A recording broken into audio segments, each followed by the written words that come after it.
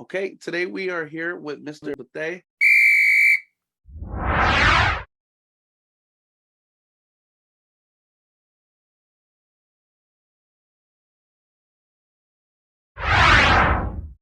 All American Pro Hall of Famer, man. This is gonna be awesome. For the sports fans out there, this is one of those once in a lifetime opportunities. So I have to give a good shout out to my man Jonathan Brown for hooking this up for us. Right. Uh, and we're gonna definitely try to make the most of Mr. Bathea's time, Okay. to get to know about his experience and where and how your growing up was and how your experience was in the Oh, yeah. NFL and everything after. That's okay. Okay. All And right. we always like to start from the beginning. Every good story starts from the beginning. If I can ask, where were you born and raised, and how was growing up, if you I could? was born and raised in Trenton, New Jersey. Well, Trenton, as they say Trenton, but it's Trenton, New Jersey. In 1946, lived there all my life, and then went to college in North Carolina. Excuse me, North Carolina A&T, and then got drafted over here in 68, 1968. So, Were you always into football as a child, even, or? well, when I compared to nowadays, the kids they start them at 2 years old to play football. Back then, you could not play football until the 10th grade. And that was 1960, 50s, whatever it was. But you couldn't play, you could only play soccer. That's the only thing you could play at that time. And but once you got to 10th grade, they allowed you were okay to play football. I don't know why, but I mean, I think I look at the kids today and parents today, they want to start them playing as soon as they are able to walk. And I'm saying it doesn't take that. I mean, I proved that 10th grade, I didn't know what football was, honestly. But Wh- After being introduced to football, how did it change it? Well, we know it definitely changed your life, but how did you feel initially going into it and throughout? well, going into it, I really how I got it by mistake. I had a friend of mine who couldn't have no wasn't athletic at all, but we were going from junior high to excuse me to high school, and my buddy said, "Let's go out for football." And I said, "Okay." I had no idea what football was. None. Never seen a football game. Never played. Not even football and hand touch. In the yard. And he said, "We're going to the 10th grade." He said, "Hey, let's go out football." Went out, tried out that morning, and I was on the junior varsity. And like I said, I had no idea what football was. That afternoon, they put me on the varsity squad because of my size. I was probably about 240, 230, 240 back then, and had no idea what football was. And I just went out because of my buddy. So let's go play. Had no idea. Now, did they try you a couple positions, or were you just a natural in your position? Yeah, they had me at fullback because of my size. And my first year, well, my first games, and uh, I really I didn't enjoy that part of it. It was great to carry the ball, but then get nicked up on and beat up on and jumped on. I said so they had me going both ways. So I was going. So I stayed on the field the whole time. So and from that point, I said, well, I'm just going to go on defense. So they had me offensive guard, which I was drafted. When I was drafted, I was drafted offensive guard and offensive tackle in 1968 when I was drafted. But I played guard and tackle, defense and offense. Defense, I'd go on a defensive end. Offense, I'd offensive tackle. So, I got used to it, and I just thought that was the perfect field for me. How did it vary, if I could, from how did it vary from high school to college initially? Because I know that you have to make that transition. Was it as dramatic as now? Would you say? Well, there was to me, football was football, and I was just happy to be in college. And at that time, not only where you wouldn't know that your parents would know back in the was '64 Vietnam War, and when I went to college, I had no idea. I just wanted to go to college and get away from New Jersey life. So I went to A&T and everything worked out for me well. And I enjoyed the game. And then it started while I was doing the shot, showing the shot put and discus. Well, and Trenton and won national title in my last year. And both everything was a fit for me. And I enjoyed the time, but going to all black college, coming from an integrated system. Well, in New Jersey back that time, everybody was integrated. Going south to North Carolina, it was night and day. Believe me, the people themselves, the people that you meet, white, black, whatever color you were, that's the way you lived. And I noticed back then. Well, I noticed it happened that we were basically segregated in football because you only played black colleges, Nice. like other Mhm. black colleges. So it was different from going to an integrated life in my younger life to A&T, and I got adjusted there. But football is football wherever you go. So that was bad. Plus I had a scholarship that helped out a lot too. Even like I say, either there or the Vietnam at that time. So the choice wasn't too much. I understand. What what did you major in, if you don't mind me asking? Physical Did education. I wanted to be a physical therapist, but I found out with the names of some of those body parts, I couldn't remember them. I said, "Well, I think I better stay with physical education," and that's why I wanted to be a teacher. But back then, if you were a teacher in anyone's family, everybody looked up to you. And I had people, and that was the thing for blacks. If you were black, and most you were looking for a teacher's job or something that could bring money in for your family.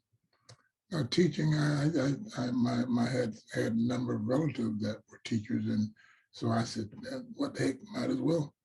But it all worked out. When I got my degree, a year after I retired, after I graduated, well, after my graduation class. So, but I still got it. You want to see it? Yes, sir. Congratulations.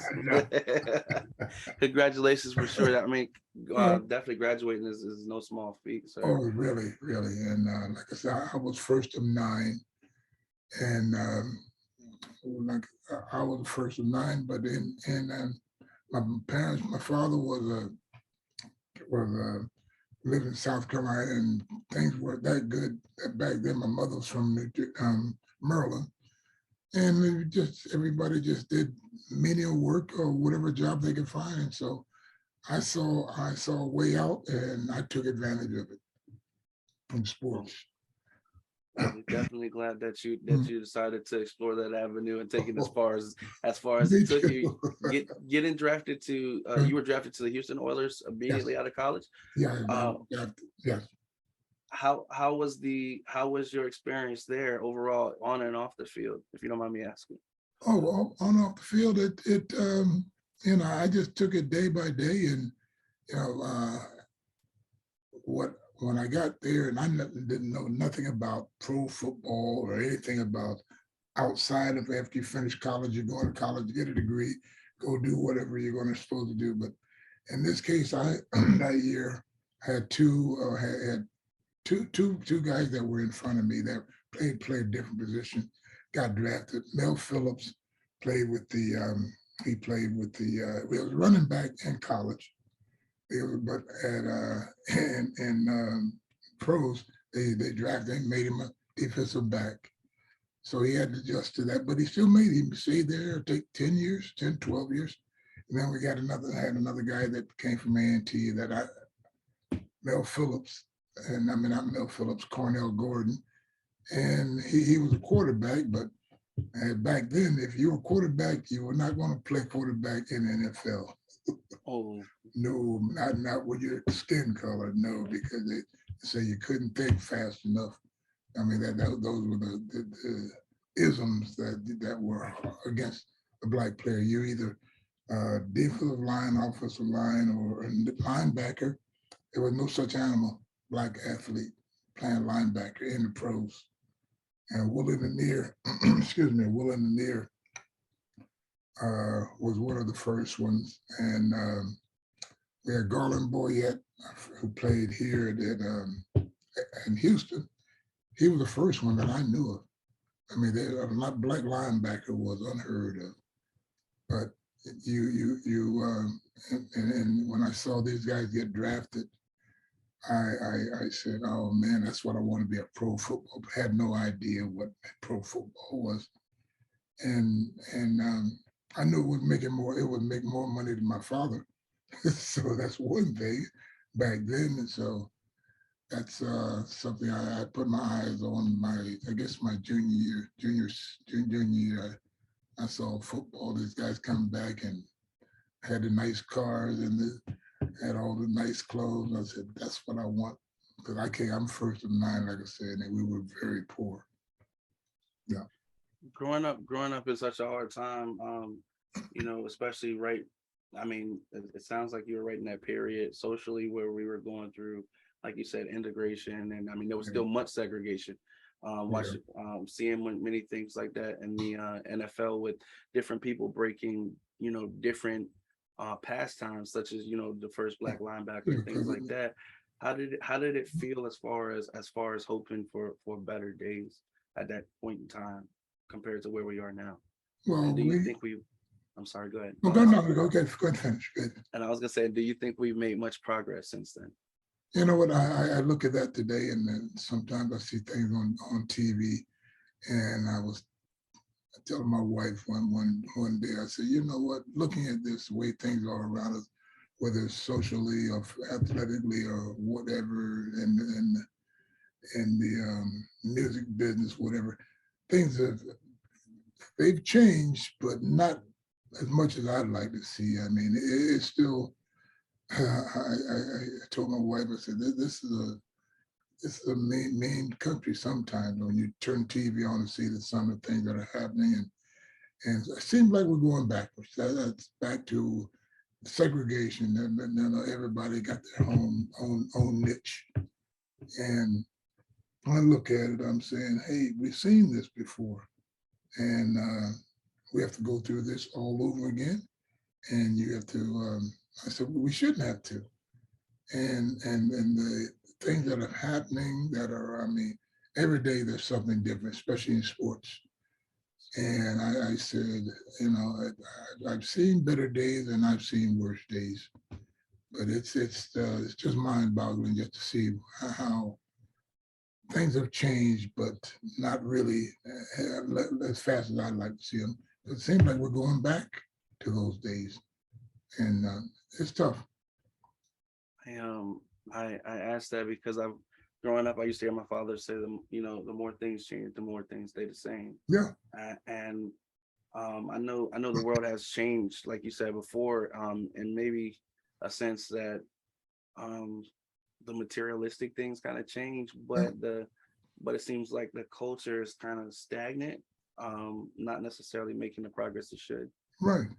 What are some things that maybe that you could suggest, or some of the things that you might find to be alarming that still exist today that you would like to see change? Well, I guess the school system, man, when you look at the school system and the people that are trying to turn this thing around and things are happening, and with the parents aren't like the parents of my day. And I was just, something happened the other day that I looked at, I'm saying, this is, the parents are not in control. The kids are in control. And that's the sad part of this whole thing. And our kids, the black kids and Hispanic kids are not getting that equal shot. I mean, every time you turn on TV, there's something that doesn't make sense on a lot of things that are happening, especially with these kids. And they're out. I'm looking at something this morning. Everybody, kids don't have jobs. They're not the kids of my time where we were scared of our parents. We were scared. I'm sure you were scared of your parents Still when am. your dad raised his voice. Hey, you hurry up. And he said, my dad would make if a good example, I didn't mop the floors night some nights. He'd wait until 12 o'clock or 1 o'clock. And this is a school night. He'd wait until you go to sleep. First, you'd get your butt whipped with an ironing cord or something to get out of the bed to get downstairs to mop the floor, or you're gonna do your dishes that he told you to do before. And the mothers, the control is not there.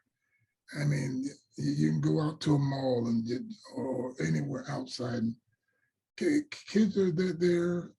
I mean, there's no structure, no laws, no rules when they go back home, and that's the sad part. And everybody wants everybody. I know everybody's in a hurry, but you got to slow down and look back, see what's going on. Where did you come from, and how do I get back to that? But it's just looking at the young kids, the things that we went through, and even when I was in college and I was doing my teaching, everything there were rules. Everybody had to abide by them. I don't care white, black, green, yellow, blue, whatever. But that's the things that there's no control. I don't see that much control. And kids, and I see parents now that can have the finance to put them in structured of football or baseball or basketball. Um, there are a lot of kids that the parents they are trying to point them in the right direction. A lot of kids that will never see the right direction. But that's this country. That's the way the world works, and you have to fit in that point somewhere. I mean that position, but it's a different world, man. It's a totally different world. Yep. So, yes, sir. As far as the, how far do you, how important do you think it is for there to be a social connection as far as politics and the laws that are being made to offset that in the future? Because um, when we talk about things like such as education, which is controlled by a budget, which Yeah. is controlled by taxes, and things like that.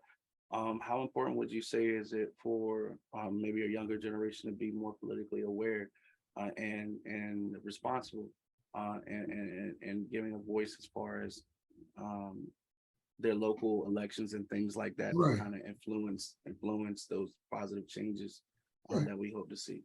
Well, the thing I see is that we got to get involved. You got to get the kids involved at an earlier age, where it's not just politics, but get them involved in something. Must take control of the parents. Everybody's in a hurry, not going nowhere. Everybody's getting mad because they cut them off in front of and on the streets, or politically everybody take care of me or take care of us. Don't take care of it. The rules are going to only set for others, not us. And that's what I see now, that we're not. We're totally, as they keep saying, we're a divided country. Yeah. How did you get to that point of being a divided country? It had to start somewhere. And every day that you think you're going to get better, it doesn't get any better, because everybody's all thinking about me first, me first. And I said, that's not right. I look at my own kids and how they're going, and their mindset and what things they say to me, and that I don't say anything, but I just want to hear what they have to say, and their feelings about certain things. And my son, really, he's hard nosed. He works hard. He has his own gym, and some of the things that he says, and my daughter says, and she's a pharmacist. He's a has his own gym, and my oldest son is a pilot. He was a Navy pilot, and then he stayed there for 12 years, and he moved over into FedEx. He flies for FedEx and an instructor at FedEx. So I think I got them in the right direction, the way they wanted to go. And so one's a pharmacist, one's a has his own gym and one flies. And it was a time period where parents had to take control, and all these things that are happening around them, they've got to understand you can't stop them. You just say you bend the stick, but you don't break it. You go as far as you can with them. And I think that's what helped me in getting them raised. And got like all three of them, proud to say that they're all doing something professional. One's a businessman, one's a pharmacist, and one's a pilot. And but the way he handles his my grandkids, I said, I don't know, you don't have that, don't have that control. But that's the thing about now the politics the way they are. I don't know. I just turn the channel just to see who's saying what. Do you do you think that maybe due to the politics that we have now, the laws that we have now, that maybe they're not allowed to be the same kind of parents that I know we spoke earlier about the parents not being the same. Do you think that's structured based on the laws and things now, versus how they were before, or do you think it's like more of a cause and effect type? Uh, Yeah, like how would you describe it? I don't know. I think the parents today they have to. I know there's everything's moving fast. Everybody wants to get their cut of the pie, Mhm. and at the same time, they're missing the missing the time with those kids or other family relatives or whatever you want to call it. But I think overall, everybody's got to get that niche on the other person. I've got to get in front of you before you get in front of me. I've got to Like dog eat get a dog spot. type. Yeah, I got to get in front of you. You going to the airport. I got to get you. I go want to be first word. Everybody, everybody's human, and I see a lot of things that happen. I'm saying, but back in the day, I said, no, that's totally wrong. What everybody's what their minds are set on, and it stems from what we see on TV every day. That's a big factor, I think, and just seeing how people treat each other. Um, but it's something that I don't know. I'm 76 years old, so I've seen a whole bunch and dealt with a lot. And like I said, everything is about me, not about us as a group. Everybody's got their own niche. Everybody has their own time stamp of what they want, and it's not right. But how do you adjust to it and get your kids adjusted to it? And I look at these athletes. A good example. They're not they're not the same athletes as when I came up. Yes, sir. Yes. For monetarily wise and socially wise, um, uh, and I see them and some of the things that they get themselves stuck in. A good example, our quarterback that was here, and he he's got a mess on his hand. He's got a big mess on his hand, and every day it gets worse. And I'm saying, okay, now you're making all these millions. You should know that there's a lot of people don't like you because you're making all these millions, and they don't have some of the millions. And some people will put themselves out there to destroy you. And he's got a major problem. And the thing is, well, I know the kid. I met him here in Houston and with the Texans, and he seemed like a good kid when I first met him 2 or 3 years ago when he came in, and but not would have had the wildest dreams think of what he's going through right now, because there are people that will target you. They did it in my time of play, but we're talking about bigger dollars now. When I played, it was 15,000. That's all you made. So Yeah, I man. But the money was different. The money was different back then as well. Fifteen yes, thousand could yes. yes, yeah. The money was I made. I made 15,000. That was 15,000. My father didn't make because he owned a junkyard. And I thought that was big money. And then I did so well, they gave me a raise of $1,000, Wow. 16,000. So my second year, but I learned how to control that little bit. It was big money. Well, I thought it was big money, but I learned how to budget that money real quick because I didn't have nothing, didn't come from nothing. And we didn't have a thing when I left New Jersey. But I'm looking at these kids now, they have TV. I mean, you can turn it and see all the bad things that will happen to you. And this kid here, every day it gets worse. And I'm saying you are a target if you are somebody with that is well known, and just have to be careful. That's one thing, but it's a different world, totally different world.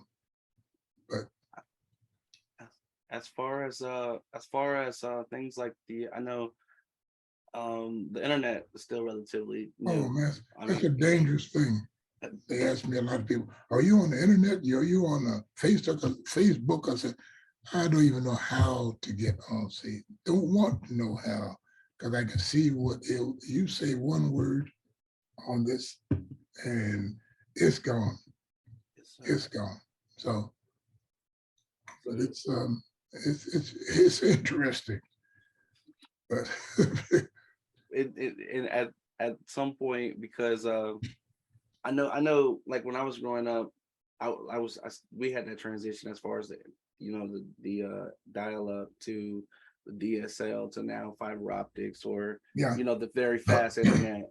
oh, yeah, I grew up where the phones, when I was smaller, the phones didn't even have cameras on them. I remember my oh first camera no, phone coming out. Yeah, and now every phone has a camera yeah, on it, and everybody has and 5G. It's anything they can catch you, anything, anytime, anywhere with anything, and that's a scary thing. But people, in football, you see a lot of things that are happening. What's happening to players and all the money they're spending, all the craziness that they're getting into, the dope or the girlfriends or the wives, and within all with a press of a button, your whole life is out there and everybody can see it. And that's why a lot of people say, we don't see you out here. I said, guess what? You won't see me out here. it sounds like it's a lot more peaceful of a lifestyle that way as Oh yeah. well. Yeah, we had some crazies back in my time. I mean, but nothing like now. I mean, the time I spent there 16 years, it was an experience for me. I mean, 16 years of pro ball. I wouldn't have suggested to anyone else, but I wasn't making any money. I didn't break 100,000 until my 10th year. 10th Wow. year. Yeah.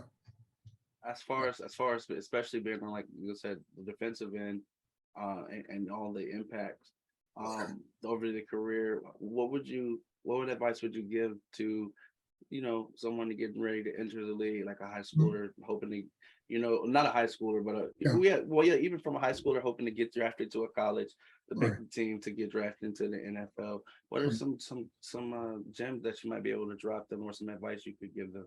Well, I think Uh, I think one thing I did, everything was focused on. I had a goal that I focused on, both in track, throwing the shot put, and the discus, and I kept everything to myself.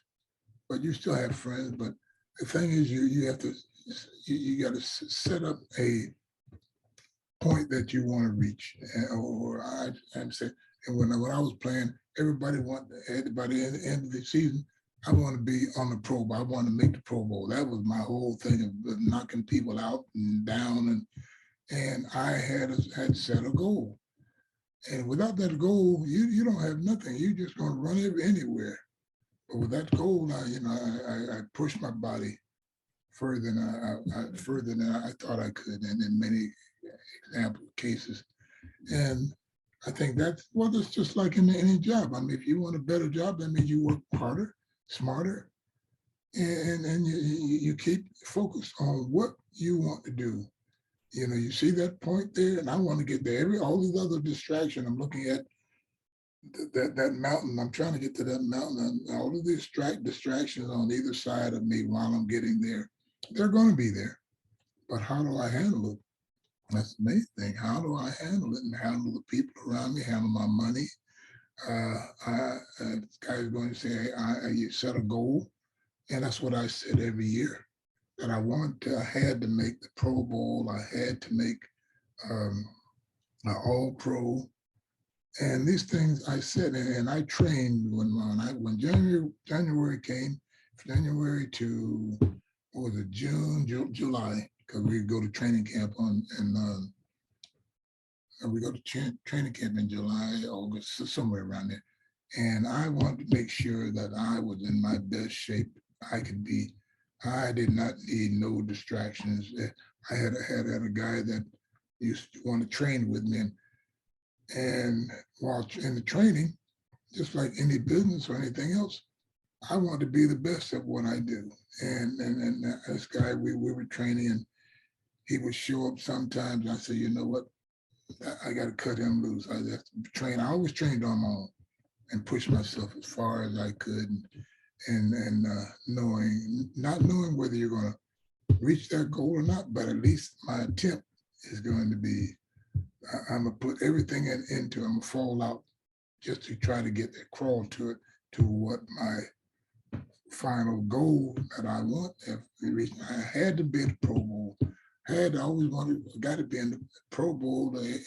Every end of the year, I wanted to make All Pro, have my name out there.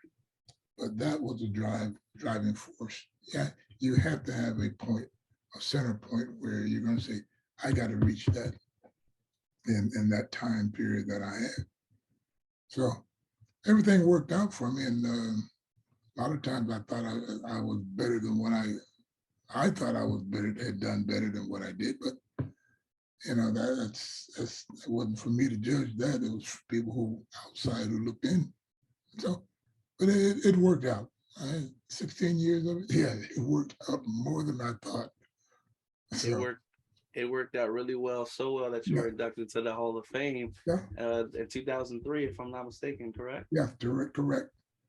Yes, sir. So you definitely made an impact. Were there any memorable moments, or is there a moment that you remember most from the career? Was there that just that one hit that just did it for you, or was there one in particular?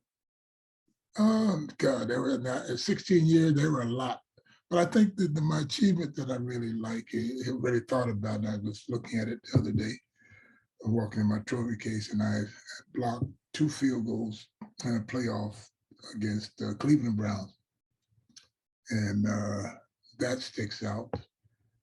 Blocked 2 field goals. We won 9-3. Wow. 9-3. And then we played another playoff, what was San Diego. And that day I couldn't do nothing wrong. I had 8 tackles and had four sacks, and Wow. that was in the playoff and against Dan Phelps. Man, Dan Phelps, yeah. you had to be a Yeah. terror. 4 sacks, man. He probably felt like he couldn't get you off of. I would tell people that, hey, I was trying to get. It was, oh, how great you were, and how you were doing. You were just this. I said, 90% of the time I was trying to get out the way, and they just happened to run into me. Man. Well, But it's the those were my highlights. There were so many things that I we had a fumble and scored one time, and we won the game off of that. I forgot it was Cincinnati or Pittsburgh, one of them. But you know the just achievements that I made, and I look back on them playing against Pittsburgh 2 years in a row, and never that one chance, never got to the Super Bowl. That was what I heard. The last year we played them, I said in my locker, I told that's the last time I get this opportunity to get this close to the Super Bowl. But that was it. But it was a great ride. I won't say it was a good ride. It was a great ride. People that I had met on the way up, and who were just ordinary people, Joe Green, the Franco Harris, uh, down to earth. Who else? God, I'm trying to think what other Roger Staubach and Bob Lilly. I love Bob. Love me some Bob Lilly. He's first class, big time. And so it's people like that you think about that cross your lifetime and played against and felt good and still talk to they still friends off the field. And then Earl Campbell was he I always tell me he's nobody anyway, but he's a Man, good friend of mine, good friend. and you guys definitely set the tone for the great game that it is today, and we appreciate you greatly for what you've done for the game and for the fans everywhere. I have one last question. Yeah. It's from on behalf of myself and everybody who's going to be watching this. If there's anything that you could leave us as far as wisdom, so that we can help get to the point that you are, sir, what would be that? That Focus. It is a starting point. When do I start to on my journey to achieve what I want? You have to set that goal. If that's I would always say set the goal bar higher than what you think, and like and all everything that I did from football to track, there was always an end where I wanted to be there. There was a notch or a figure that I had to be there. I had to get close. If I didn't make it, I had to be real close to it. And that's and setting goals for myself. And you plan on it. It's a team sport, so you set a goal for everybody to go to Super Bowl. But yes, I want to go to Super Bowl, but I would like to be the outstanding player in the Super Bowl, or I want to be the outstanding player for the team for that year. But I always had a goal to set, and I worked my butt off just to try to achieve that goal. And without that goal, you're just dancing in the wind like a feather in the wind. And like I said, when I trained, I didn't train. I trained with other players, but it got to the point that I had to push myself further than that. I think that's not just in football; that's in anything you do. Um, in your case, you work for a company, but one day you say, "I'd like to be top man of this company to run."